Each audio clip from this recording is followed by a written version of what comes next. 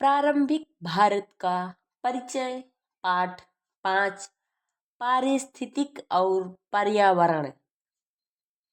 नमस्ते दोस्तों, कैसे हैं आप सब। उम्मीद करते हैं आप सब बहुत ही अच्छे होंगे, बहुत ही बढ़िया होंगे। तो चलिए वीडियो स्टार्ट करते हैं। पारिस्थितिक और पर्यावरण। इस समय अनेक देशों में बढ़ते औद्योगिकरण और जनसंख्या के विस्फोट के कारण प्राकृतिक पर्यावरण के अर्थात वनस्पतियों, पशुओं, जल संसाधन, मिट्टी, धातुओं इत्यादि के संरक्षण की समस्या ने विश्व स्तर पर ध्यान आकर्षित किया है। प्राकृतिक पर्यावरणों और मानव आबादी के बीच का पारस्परिक प्रभाव महत्वपूर्ण विषय माना जाता है। इन्हीं सबको पारिस्थितिकी और पर्यावरण की समस्या कहते हैं। पारिस्थितिकी अंग्रेजी शब्द इकोलॉजी अर्थात पारिस्थितिक 1869 ईस्वी में गढ़ा गया। यह अपेक्षाकृत नया विज्ञान है। हाल तक इसे जीव विज्ञान की शाखा समझा जाता था, लेकिन अब यह स्वतंत्र विषय माना जाता है। फिर भी यह जीव विज्ञान के घनिष्ठ संबंध रखता है। यह विषय पौधों, पशुओं और मानवों जैसे अनेक जीवधारियों के बीच पारस्परिक प्रभाव पर विचार करता है। मानवों के आविर्भाव के साथ ही भोजन, आश्रय और परिवहन की आवश्यकता सामने आई। प्राचीन काल में मनुष्य जंगली पैदावार को एकत्रित कर तथा पक्षियों और पशुओं का शिकार कर जीवन यापन करता था, लेकिन औद्योगिक युग में मनुष्य का पौधों और पशुओं के साथ संबंध बहुत बदल गया है और अब बहुत से जीव जंतु मनुष्य के प्रयत्न से सुरक्षित हैं। पर्यावरण और मानव प्रगति।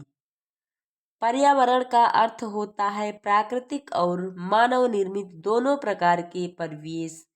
प्राकृतिक तत्वों में मिट्टी, हवा और पानी है, जिनके सहारे पशु, पौधे और मनुष्य जीवित रहते हैं।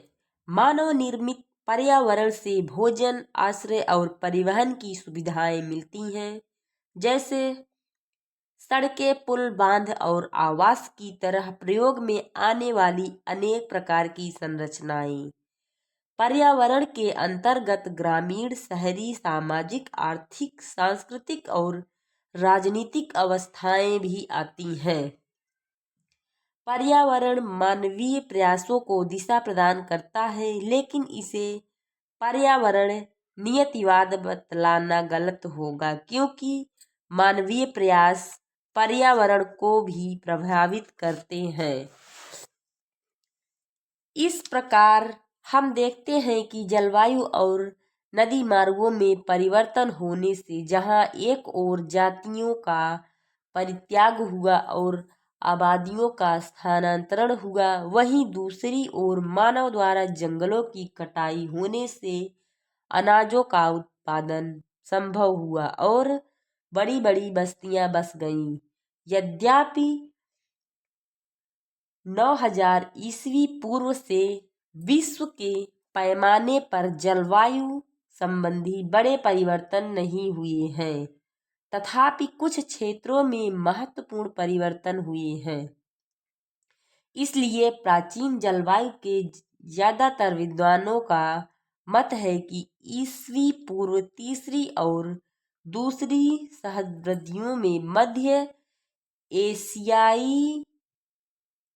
एशिया में घोर सूखापन था तथा बहुत ठंडा तापमान था।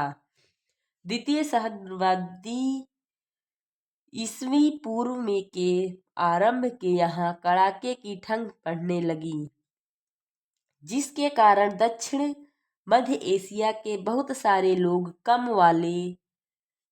कम ठंड वाले इलाके की खोज में भारतीय उपमहादेश की ओर चल पड़े। इन लोगों में हिंद आर्य भाषा भाषी तथा ऋग्वैदिक लोग भी। प्राचीन काल से ही मनुष्य अपनी प्रगति के लिए प्राकृतिक संसाधनों के उपयोग पर निर्भर रहा है। भारत में प्राचीनतम मानव बस्तियों की स्थापना प्रायः पहाड़ी पठारी और जंगली क्षेत्रों में झीलों और नदियों के नजदीक हुई, जहां लोग शिकार करने के लिए पत्थर और हड्डी के औजार बना सकते थे। इन औजारों से कृषि के लिए जमीन भी जोती जाती थी, साथ ही आवासों को खड़ा करने हेतु समतल जमीन तैयार की जाती थी। तो दोस्तों, इस वीडियो में मात्र इतना ही। मिलते हैं पाठ 5 के दूसरे पार्ट में। तब तक आप सभी साथियों, सभी दोस्तों को नमस्ते।